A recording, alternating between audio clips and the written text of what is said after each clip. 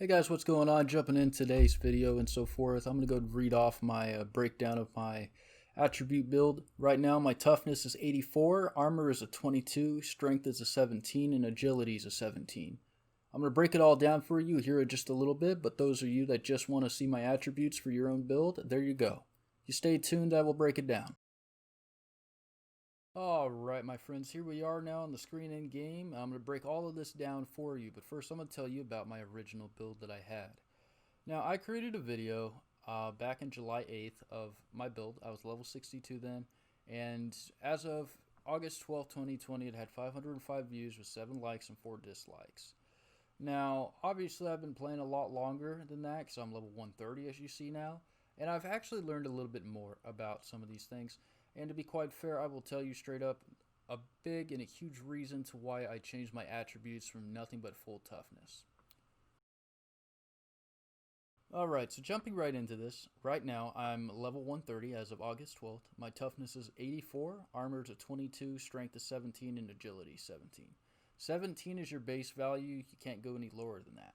Right now my health is 29,765. 65s. Ha! 9,765. My stamina is 950. Critical value is 154. Critical defense is 99. Those two bottom values, I don't know what they do. I don't think they've ever helped me in my ages. For my defensive attributes, my piercing defense is 813, slashing is 809, and blunt defense is 846. Now, I've been told that you want to have your defensive attributes at least somewhere in the 900s, 950s. Courtesy of Zemster TV. Great guy, by the way. I'll link you down in his channel. But he told me that I tweaked my armor a little bit up to a 22. That's about 5 points, and moved my toughness down to 84. That brought me down from, I think, 30,600 on my health, because each point of health adds 100 points of, or 100 hit points to your health bar. Moving on. My attack damage, my piercing damage is a 1,105. My slashing damage is 1,126.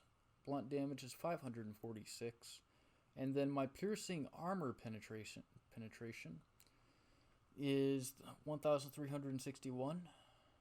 My slashing armor penetration is 1,305, and then my blunt armor penetration is 671. Now those are great numbers personally, because I'm gonna tell you right now, I'm not all about hero kills. If I get hero kills, that's great, but I'm focused on getting rid of troops, because heroes are the biggest chickens you will ever meet. If you kill all their troops, you kill all their troops, and you got more troops, and it's just them. They turn around, and they scurry, and they skedaddle. The longer that they're having to recharge and come back into the fight and everything, that means you're able to push the enemy back more, because that's one less person you got to worry about. I'm worried about getting rid of troops, and that's pretty much what my build is. Moving on to my skills. Right now, my current skills are with Valor 3. I have Shield Bash 3, Mercy of Heaven 3, and then my ultimate, the recommended ultimate is Clash of Shields 1 to 3, but I didn't go down that line. In fact, I think Clash of Shields is pretty dumb, and I'll tell you why. My ultimate is Sally Forth. The only other one, Sally Forth, you hit them with your shield. That's blunt damage right there. And then you hit them again. That causes them to be staggered even more, so that causes a little bit more damage. And finally, when you drive that sword through them, you actually do more damage to them using Sally Forth than you ever would using Clash of Shields. The only thing Clash of Shields is good for is knocking heroes and troops down. It's the only skill that really allows you to break full force through a shield wall and cause troops to stagger and fall on their butt for about 3 or 4 seconds. Can't really do much, because once heavy infantry's back up, you'll have a hell of a time of breaking through that shield and actually doing damage to their health.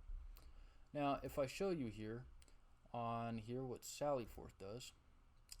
So Sally Forth, give the enemy a powerful sword blow, causing 150% of your base slashing damage plus 1,901 points of slashing damage.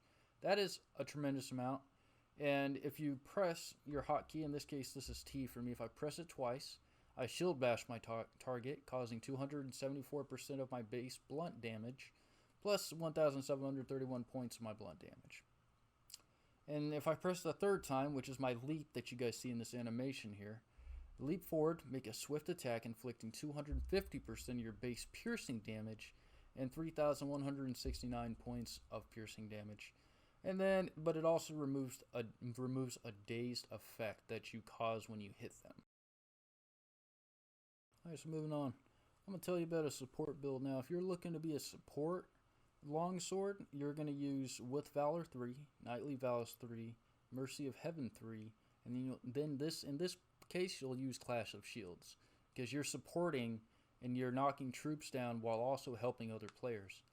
Now, a big thing that I can see too is I might do this. I'll have to get in contact with some of the admins and so forth to get another attribute reset book.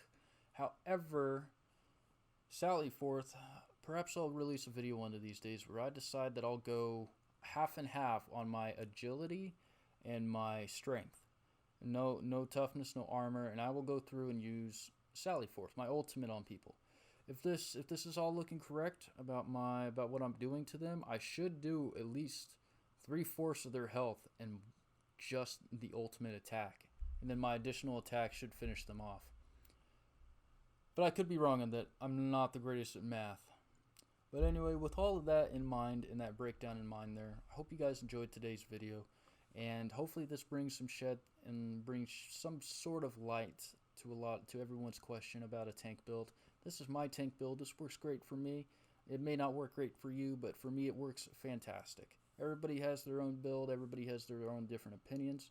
I'm going to link my Jameson's portal down in the description. I encourage you guys to go check that out. Head over there, head over to the guides tab, and you'll see all the guides there. I recommend checking out Elusive Guides for the most part. He has a great longsword build about what you can tell you. Let's see, some of the Discord wikis as well. I want to say Abstergo Guides. He has great builds on there. That Discord, though, is entirely in Russian. So if you speak Russian, then you can figure it out, but you'll just have to click through everything to figure out where everything's at. Without further ado, you guys have a great day. I hope to see you next time in a brand new video. You guys thought I forgot about my big reasoning for changing my attributes. For one, I decided that if I up my defense a little bit more, maybe, I'm not so squishy, I'm not like a fat guy anymore, but I do have a little bit more armor, and that has made a big difference in when I'm fighting troops. Especially when you get, when condos are sent to rush at you, you wind up and you find yourself, they go around you, but then they're surrounding you, and there's no way for you to dodge and roll out of there. So the extra armor I have there is for basically keeping myself safe from troops.